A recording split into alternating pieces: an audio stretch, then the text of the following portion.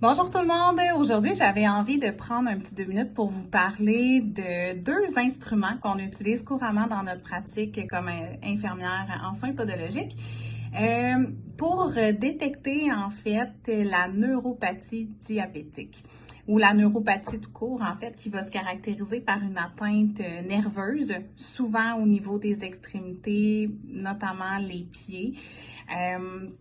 Donc, grâce à ces deux instruments-ci, on a le diapason et le test du monofilament qu'on appelle. C'est deux outils qui nous permettent de pouvoir examiner le niveau de sensibilité au niveau des pieds.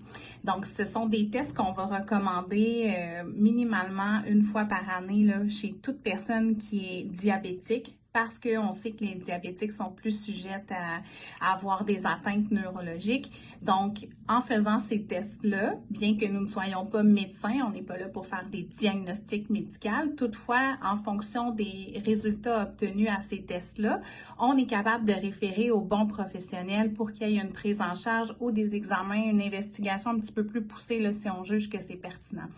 Donc, autant le diapason que le monofilament peuvent être effectués là, par les infirmières et en fait, ces tests-là vont s'inscrire aussi là, dans une routine de soins lesquels on recommande en fait d'avoir des bonnes pratiques au niveau de l'hygiène, de l'examen des pieds, être attentif, surveiller si on voit une anomalie quelconque, c'est sûr qu'il faut consulter.